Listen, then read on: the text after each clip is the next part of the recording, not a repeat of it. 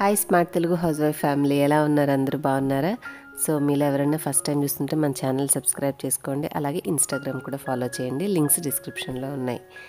ఈరోజు కూడా ఒక బ్యూటిఫుల్ ఈవినింగ్ కుకింగ్ బ్లాగ్ మీతో షేర్ చేయబోతున్నాను. సో లేచిన దగ్గర నుంచి అందరం ఇంట్లోనే ఉంటే మనం చేసేది ఏంటి చెప్పండి? ఉదయం ఏం వండుకున్నాం, సాయంత్రం ఏం వండుకున్నాం అనే కదా. సో ఈరోజు కూడా చాలా చాలా ప్లెజెంట్గా బ్యూటిఫుల్గా ఉంది అండ్ కూల్గా కూడా ఉంది. ఈ టైంలో ఏదైనా కొంచెం వేడివేడిగా తింటే బాగుంటుందని చెప్పేసి నేను పునుగులు చేశాను with left over idli batter. మిగిలినటువంటి ఇడ్లీ పిండితోటి చేశాను. అలాగే ఇక్కడ నేను నంచుకునేటటువంటి రెసిపీ ఇవాల్టి స్పెషల్ అనమాట.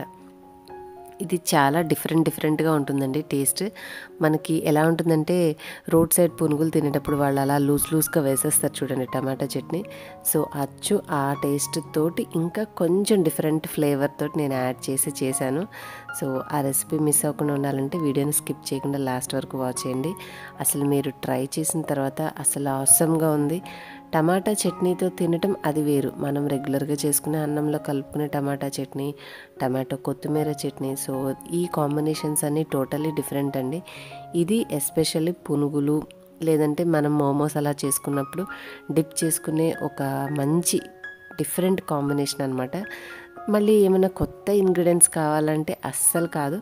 ఆ డిఫరెంట్ టేస్ట్ ఫ్లేవర్ మన ఇంట్లో ఉన్న వాటితోటి నేను తీసుకురాగలిగాను. కాకపోతే నిజంగా అండి చెప్పాలంటే కిచెన్లో రెగ్యులర్గా కొత్త రెసిపీలు ట్రై చేస్తూ ఉంటే మనమే కొన్ని కొత్త రెసిపీలను సృష్టించగలం అనమాట. సో అలా నా మైండ్లోంచి వచ్చినటువంటి ఈ సింపుల్ రెసిపీ ఇవాళ మీకోసం. సో ఈ రెసిపీ స్పెసిఫిక్గా మనము వేయించుకునేది కాదు, ఉడకపెట్టేది కాదండి, కాల్చాలి డైరెక్ట్గా స్టవ్ మీద నుంచి.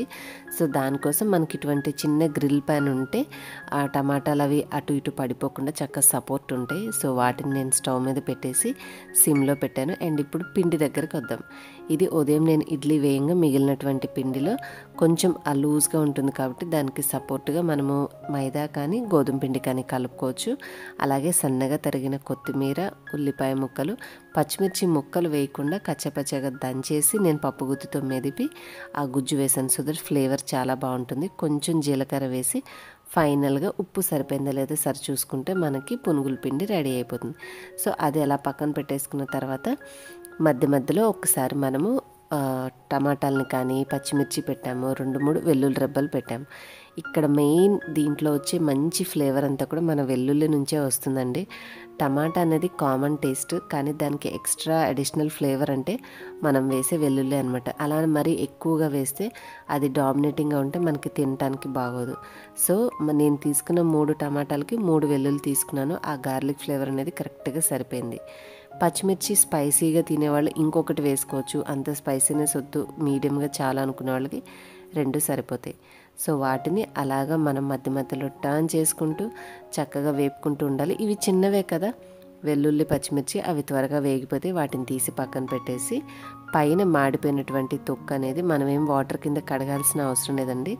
జస్ట్ తీసేసి వాటిని మిక్సీ జార్లో వేసుకోండి.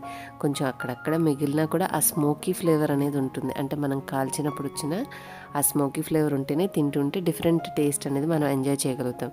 సో కొద్ది గొప్ప మిగిలిన మీరేం టెన్షన్ పడకండి. దీంట్లో నేను ఇప్పుడు కొంచెం సరిపడా ఉప్పు వేసుకున్నాను. 3 టమాటాలకు చూసుకుని ఒక 1/2 స్పూను కొంచెం జీలకర్ర వేసేసి వాటిని అలా పక్కన పెట్టుకున్నాను. ఇప్పుడు మనం ఆల్రెడీ కాల్చుకున్నాం కదండి. సో ఆల్మోస్ట్ బాగానే అన్ని వైపులా కూడా నేను తిప్పుకుంటూ మధ్యలో చక్కగా కాల్చేసాను టమాటాలని. వాటి మీద ఉన్న తోలు అనేది నిదానంగా తీసేసుకోండి.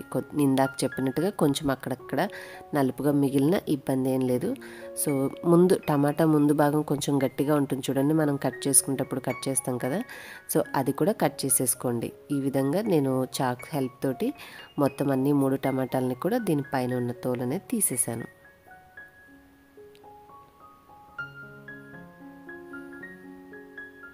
బట్ రియల్లీ ట్రస్ట్ మీ అండి, మీరు ఒక్కసారి ఇలాగా ట్రై చేయండి. ఇది మీకు ఒక ఫేవరెట్ సైడ్ డిష్ అయిపోతుంది అనమాట. ఇన్ని రోజులు మనం పచ్చళ్ళు తినుంటాము ఏదైనా కాంబినేషన్గా.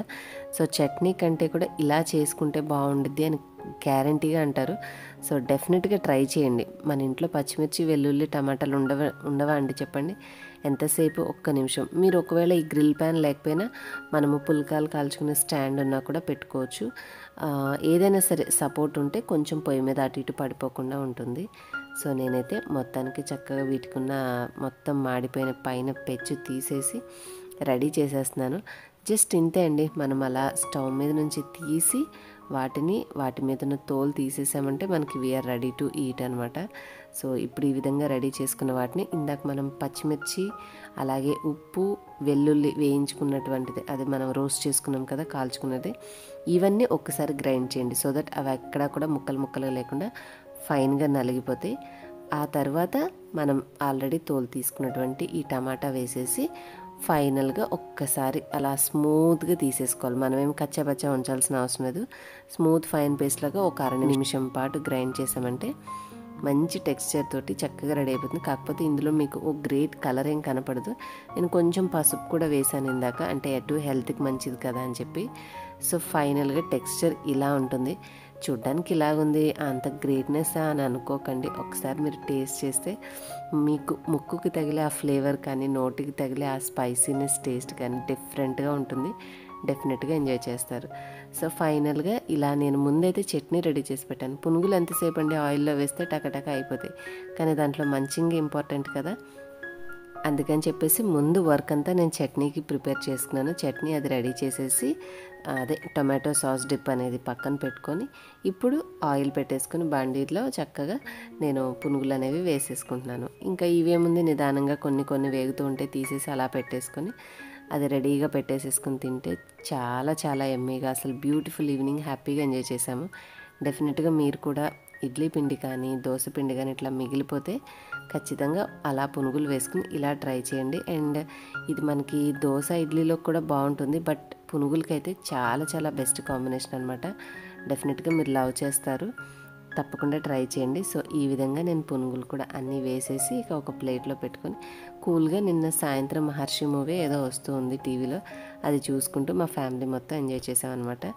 హోప్ మీకు ఇవాళ నేను షేర్ చేసినటువంటి ఈ సింపుల్ రెసిపీ నచ్చిందని అనుకుంటున్నాను.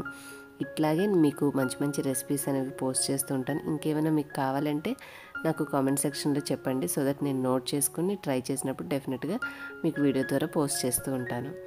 ఓకేనా ఫ్రెండ్స్? మరి రెసిపీ నచ్చితే లైక్ చేయడం మర్చిపోకండి. వీడియోని మీ ఫ్రెండ్స్ అండ్ రిలేటివ్స్తో షేర్ చేయండి.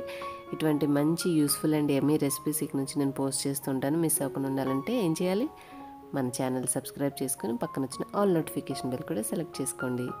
నెక్స్ట్ వీడియోలో మళ్ళీ కలుస్తాను. So keep watching smart Telugu house wife.